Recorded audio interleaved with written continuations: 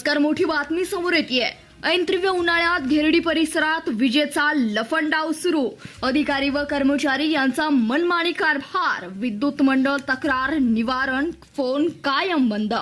ग्रामस्थ व शेतकरी काय आहे नेमके प्रकरण, पहा सविस्तर। सांगोला तालुक्यात चालू वर्षी उन्हाची तीव्रता वाढत असताना घेरडी परिसरातील वीज पुरवठा कायम बंद ना लोड शेडिंग ना लाईट बंद करायचे नियोजन। यावेळी वीज पुरवठा बंद केला जातो। अधिकारी व कर्मचारी यांना विचारणा केली असता उडवा उडवीची उत्तरे व अरे रावीची भाषा।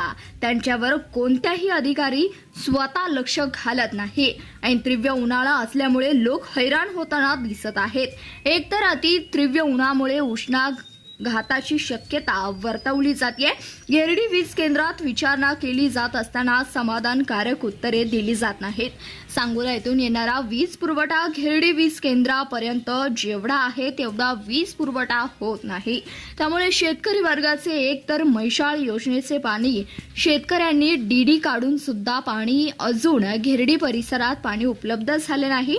जेवढं आहे पाणी तेवढं पिकांसाठी द्यावी तरी वीज पुरवठा खंडित, त्यामुळे शेतकऱ्यांची पिके जळत आहेत। जनावरांना पिण्याची पाणी तेही अडचण होतीये।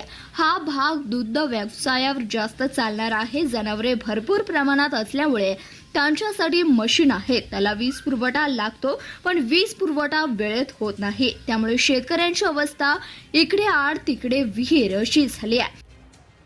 त्यामुळे याकडे विद्यमान आमदार व माजी आमदार यांनी वैयक्तिक घेरडी परिसरातील म्हैसाळ योजनेचे अधिकारी, वीज केंद्र अधिकारी व कर्मचारी यांच्या मनमानी कारभारावरती विशेष लक्ष द्यावे अशी शेतकरी व ग्रामस्थ यांची मागणी आहे। अन्यथा घेरडी परिसरातील ग्रामस्थ व शेतकरी वर्गाचा तीव्र आंदोलनाचा इशारा हा दिसून येतोय।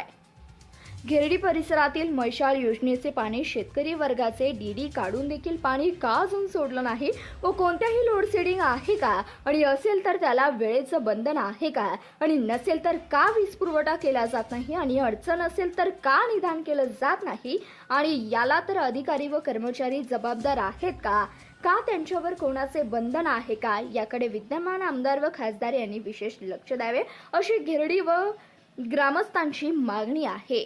धन्यवाद। प्रतिनिधी शशिकांत कोळी, CBS न्यूज मराठी, सांगोला।